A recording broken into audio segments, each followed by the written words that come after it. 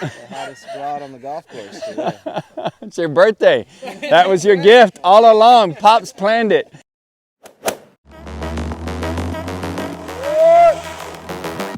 This is the first time I get to use my brand new clubs. Eric, rolling with me today. What up, what up? We are here at the quarry. We are at the Missouri Bluffs. Here participating in the Missouri Lawman Golf Tournament.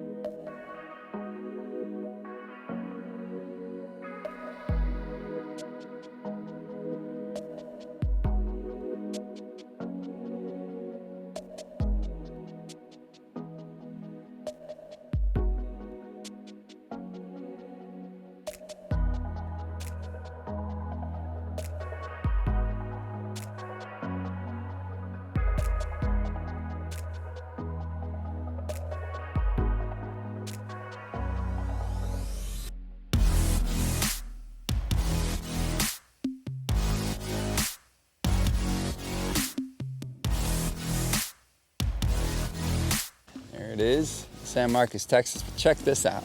Came across this cart. Pretty nice. Got a Mr. Heater in there. Got their blankets. They're comfortable. Look at that. Got little mirrors on the side. Oh, they pop out so you can make sure they see everybody. Little personalized golf carts. Pretty cool.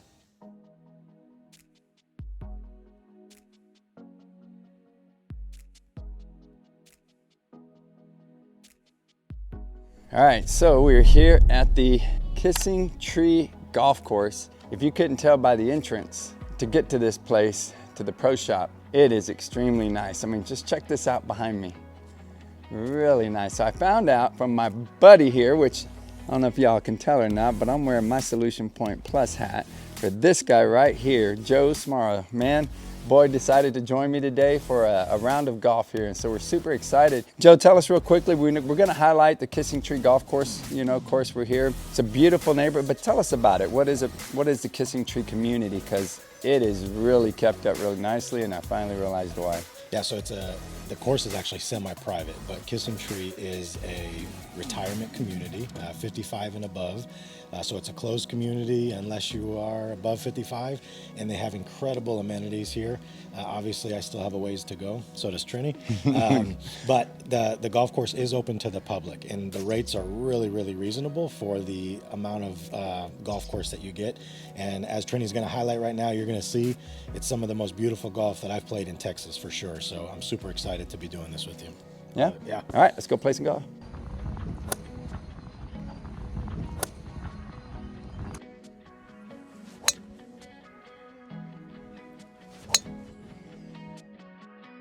Isn't that a cool feature to be able to have the GPS?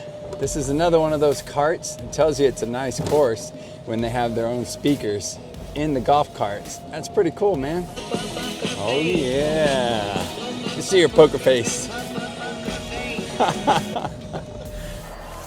Yes, sir. Yeah, you guys are up. All right. That's good news. Got juice up right there. Let's make it happen. Everybody checked in the pro shop, right? Yes, sir. All right, you all enjoy your round and have fun. I appreciate you, sir. Bye. Thank you. All right, so we're heading off to the first hole. Now, one thing I'm noticing about Kissing Tree is everybody is super nice. Everybody here is just, they hold the door open for you.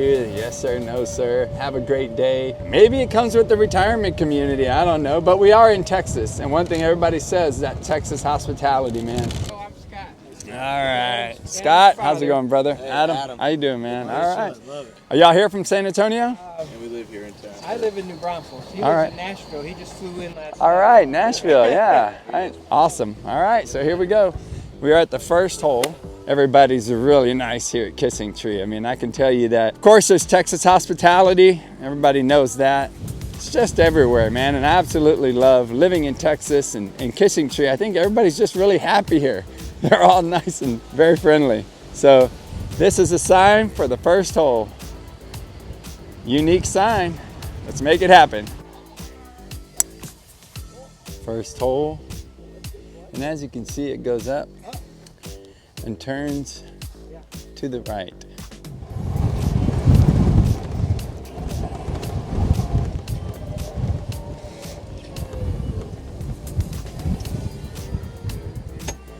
If you can't tell, it's still windy.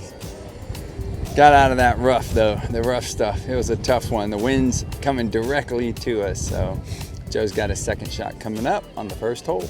Let's check it out.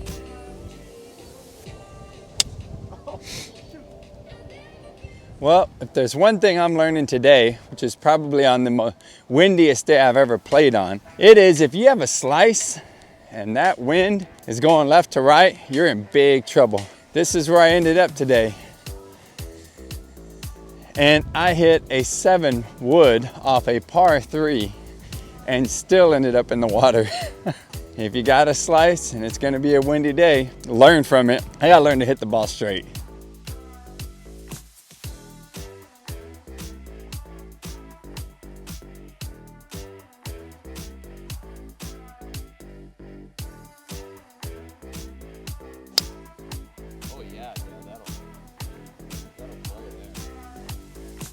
All right, we'll finally get rid of the wind. We're gonna see if maybe I can hit something in the fairway for a change. Let's see what happens here. There we go.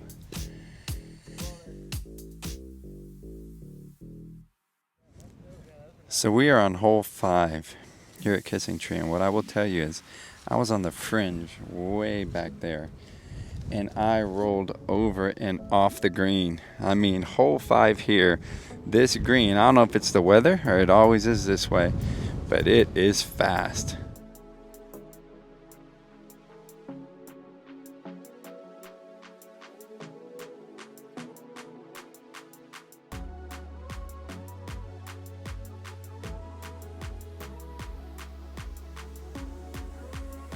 All right, Joe, so what is the price to play here at Kissing Tree?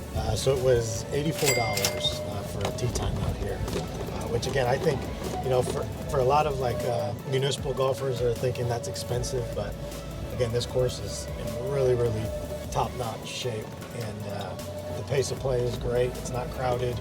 You don't have to compete for tee times. It's like a nice enough range where it's affordable. You're gonna have a good time, but you're not gonna break the bank either. So. Yeah, but you will lose some balls. Well, you're gonna lose a lot of balls. And here we are, hole 6, I believe. Yeah. Let's see what we got to the center of the green. Okay. The wind has picked back up.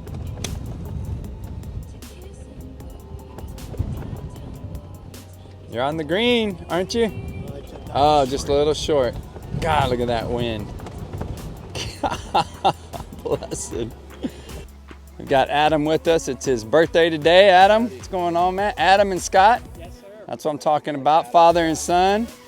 And today is Adam's birthday. Adam, how old are you? 31, nice. He's been, dude has been launching them even into the wind. So we're gonna put him on the spot. What hole are we on? Number 8. We're on number 8 here at Kissing Tree. You can see, I'm gonna zoom in on the sand that's protecting that green. It's a pretty neat little hole. And we're gonna give the birthday boy his opportunity to show off his skills here in just a second. See how this goes. And he launches them. Holy smokes, he launches them. Little to the right. Hopefully they drove off quickly.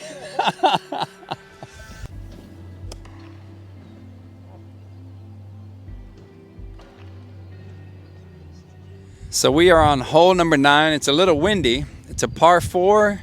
And what are we hitting at, Joe? What is it, 300? This says 300 here, right where we're hitting. But if you look at this beautiful hole right here.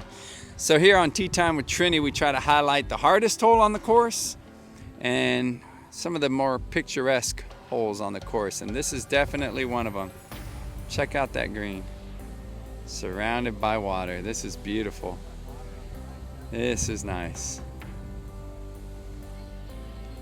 So on this picturesque hole here, I am gonna try to just lay it up there with a regular tee shot that I do. Not too hard, and just get in the fairway. That's it. Try not to change it up. There it is. Got to come to the right, come to the right. I think I'm gonna be all right. But in a minute, we're gonna be interviewing one of our partners in golf today, and that is Adam. Adam's gonna explain to us what his theory is as to why the greens are so fast today. I'm excited about that. Well, this is where I ended up on this hole. It drops off, just so you know, on the back of the green. That's what you're dealing with from this beautiful hole. Who the hell designed this thing? All right, so we're here with Adam and Scott, father and son, birthday boy Adam. Tell us about your theory as to why the greens are so fast today, because they're extremely fast.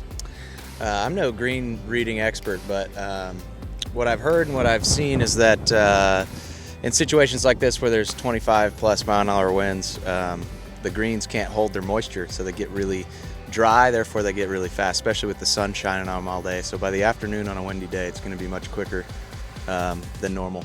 Yeah, well, and I've noticed that you guys are helping each other out.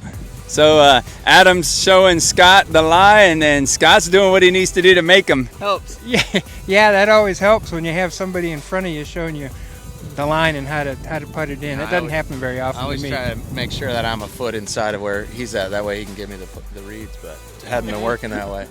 Great teamwork, great teamwork. All right, here we go to the comfort station, is what they call it. Let's see, there it is. That's the comfort station. It's very nice. We're moving on, halfway through. So we are on hole 11, and it's pretty neat because that is a slope. Everybody's trying to figure out what's going on with it. Scott, what are we looking at with this hole? Because I wasn't in the conversation. Well, your dog leg's a little bit right. It's just over that hill. If you jump, it's a blind shot, but if you jump up in the air, you can see the flag. Ah.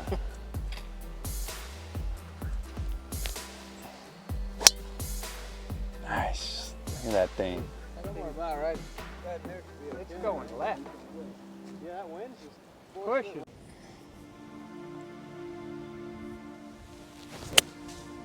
Go! Too much rough. I'll eventually get there. I think I can. I think I can. I think I can. I think I can. There's no way we're making it. Uh-oh. I hope there are not very many hills left. Yeah, there is. Yep, we might be in trouble. We'll just stop We there. are in a little bit of a pickle. Our cart has taken a dump on us. So what do you do? It's done. It quit. What do you do when your cart takes a dump on you? Call it in. You light up a stogie, start hanging out. And having some No fun. rush, yeah. Cheers while we wait for our rescue. Wow. You're coming around? Yeah, it is. So it's a blind hole. And what hole are we on? 14. All right, so we're on 14. There you go. This is nice. I'm pretty sure it goes to the left. Either way, just put it in the fairway. Ooh, gotta put the stogie down. I see you. I see you, Joe. Wow, very nice. Very nice. That's what you do when you hit a nice shot. You stare and stare and stare, and then you pick up your stogie, and then you look at me like that's how you do it.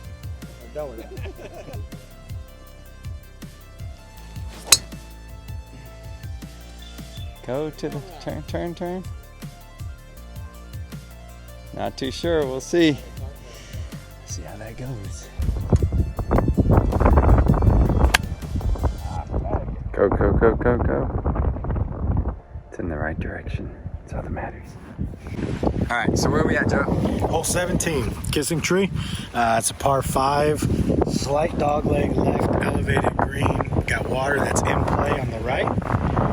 Water's probably playing 270 out to the water, so yeah, it's 270 yards right there. Fading to the right, so as long as you stay left, you're gonna be all right. times have you heard that on a golf course? Like, what has golf done for you? Well, actually, I haven't golfed in about 20 years. I used to golf when I was younger. Oh, is it? And approach retirement, I wanted to be able to retire to something to stay active and to get outside. And so I took some lessons and got a new set of clubs about a year ago. And so I've been playing a lot. Hopefully, when I retire, I'll get to continue to play. What does golf do for you? Oh, it just refreshes me. It, you know, lets me be outside with nature, enjoy good companionship, good partners. I get to play with my son. Yeah.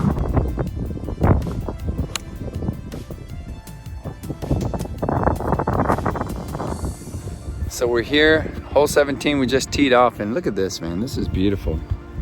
Check that out, water, got the stones again that are Joe's enemy, stones. But look at that, that's a beautiful hole, man. I love it. Let's see what I do.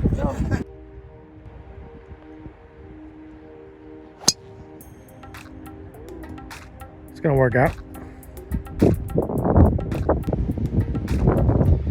This is from that last hole. This is a sand trap going all the way around.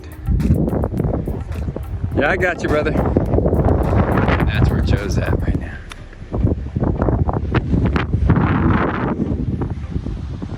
Whew, a little far.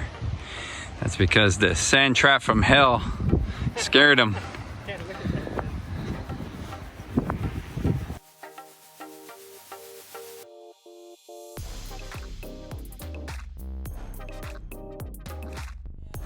So it's a little windy. We're on par, or we're on the hole 18 is what we're on.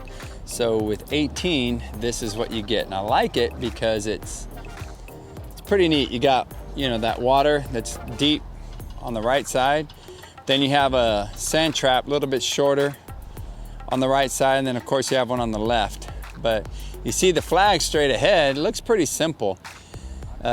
One thing that I would say about this particular hole is the wind's going at us. So it's going to be interesting on how we handle this one with the wind going straight at us. We'll see how this goes.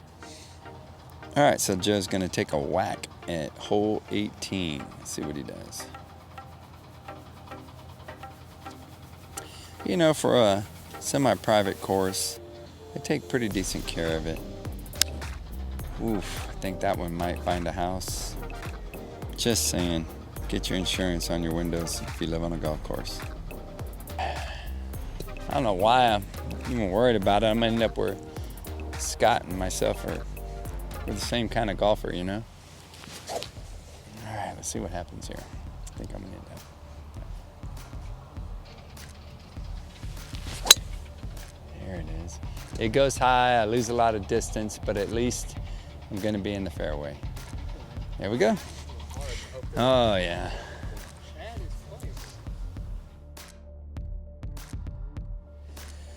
All right, so we are done with our round here at the Kissing Tree, and I'm gonna come up with some type of a rating. I'm not sure what I'm gonna do yet, but I thought about it and I said, you know what, Joe? I think what's gonna be cool is to be able to bring a perspective to people who are like everyday Joes. Joe's not an everyday Joe, he's a special Joe.